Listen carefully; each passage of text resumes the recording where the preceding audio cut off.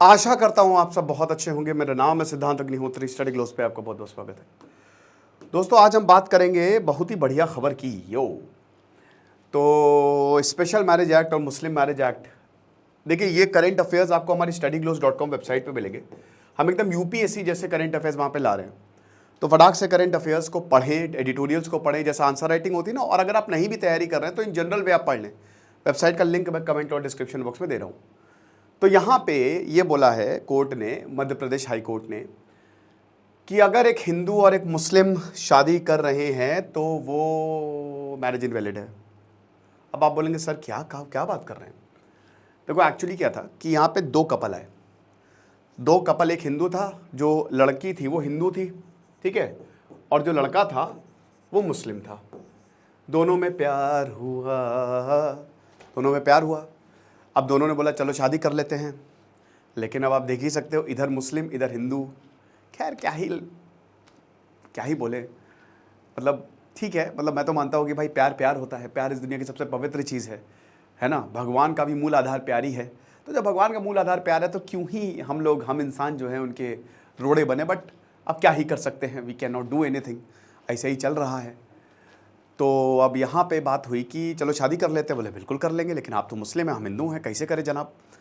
तो यहाँ पे लड़की कह रही है कि, लड़का कहता है कि आप कन्वर्ट हो जाओ, आप मुस्लिम बन जाओ। ये मैं अपनी तरफ से ऐड कर रहा हूँ, ठीक है। तो लड़की कहती है कि नहीं ऐसा तो नहीं होगा, सॉरी। लड़की कहती है कि आप बन जाओ हिंदू। लड़का कहता है नो सॉरी। ठीक है, फेयर इनफ। तो दोनों ही कन्वर्ट नहीं होना चाह रहे थे। बोला कि हम अपना धर्म नहीं बदलेंगे, लेकिन हम एक दूसरे से प्यार करते हैं, ठीक है। अब उसके बाद ये समझदारी है एक्चुअली। अब उसके बाद मामला गया। तो अब दो चीज़ें हैं, मुस्लिम पर्सनल लॉ और हिंदू मैरिज एक्ट। तो हिंदू मैरिज एक्ट में अभी एक फैसला भी आया था कि अगर आप हिंदू रीति रिवाजों से शादी नहीं करते हैं, बैंड बाजा बारात नहीं, अगर आप मंत्र वंत्र नहीं पढ़े जा रहे तो वो शादी मान्य नहीं है, भले ही आप उसको रजिस्टर करवा लें स्पेशल मैरिज एक्ट के तहत। वो मैंने लेक्चर भी पूरा कवर किया था।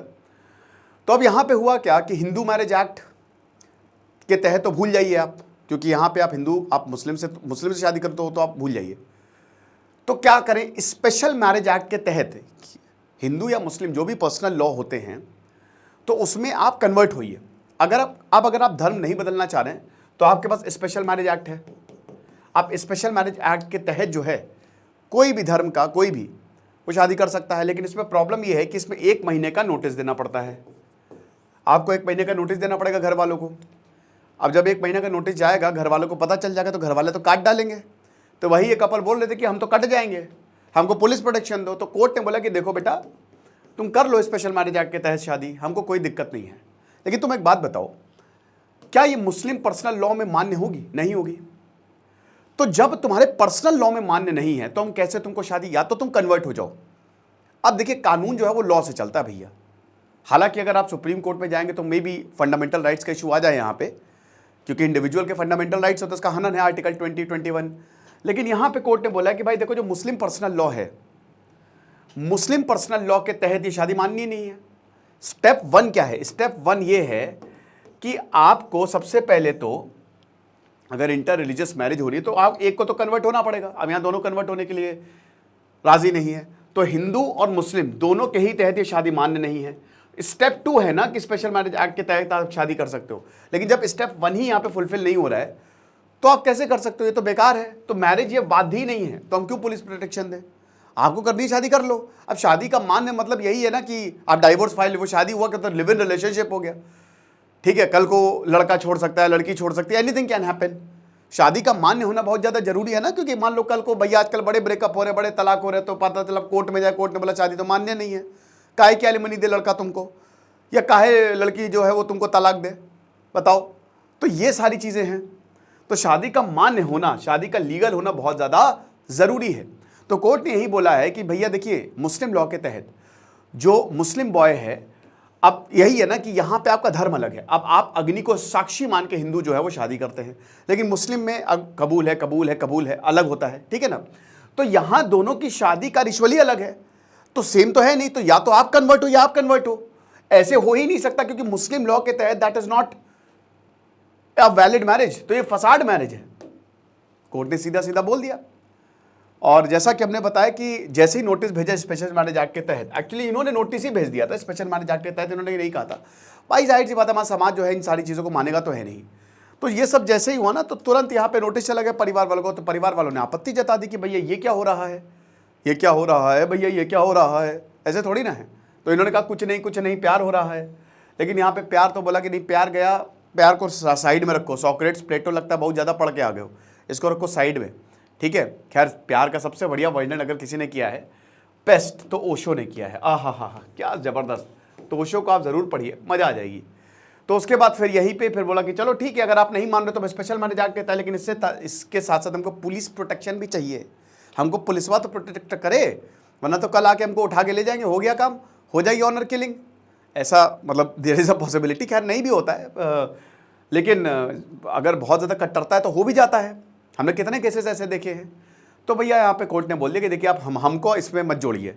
तो हम यहाँ पे आपको यही बोल रहे हैं कि जब तक आप ऐसे नहीं होता है, आपको स्पेशल मैनेज एक्ट के तहत आपकी शादी मान्य नहीं है, तो या तो कन्वर्ट होइए, क्योंकि मुस्लिम पर्सनल लॉ के तहत आपकी शादी मान्य नहीं होगी, समझ रहे हो। तो जब आपकी शादी धर्म के ही हिसाब से मान्य नहीं है, तो फिर स्पेशल मैरिज एक्ट के क्या आप क्या करेंगे, इसको रजिस्टर करवा के, राइट। तो ये पूरा का पूरा जो है वो मामला चला। अब वही है कि लिव इन रिलेशनशिप में रह लो, लेकिन फिर वही इसमें अगेन कि इसमें भी आपको मुस्लिम रिलीजन जो है एक्सेप्ट करना पड़ेगा। आपको क्या लगता है मुझे कमेंट बॉक्स में बताइएगा। लेकिन मुझे ऐसा लगता है कि ठीक है, प्यार है तो भाई प्यार है, मतलब हमको हमारे समाज को थोड़ा फ्लेक्सिबल होना पड़ेगा।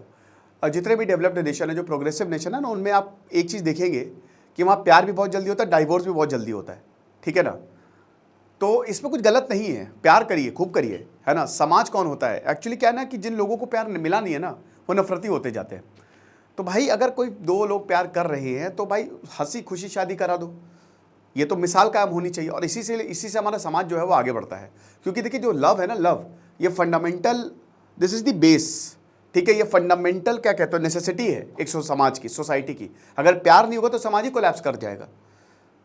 कल को मान लो आप नफरती हो गए, बोला भैया पैसा तो मार मार के उसको खत्म कर दिया। हम इज्जत कर रहे हैं, एक तो कानून के डर से, दूसरा प्यार के डर से भी। भाई कल एक आदमी जो है वो मान लीजिए कि पड़ा हुआ है, उसका एक्सीडेंट हो गया है, लोग जाते हैं उसकी मदद करते हैं, क्यों? करुणा है, कहीं ना कहीं प्यार ने करुणा जगाई है, ठीक है, आपको काइंड बनाया है।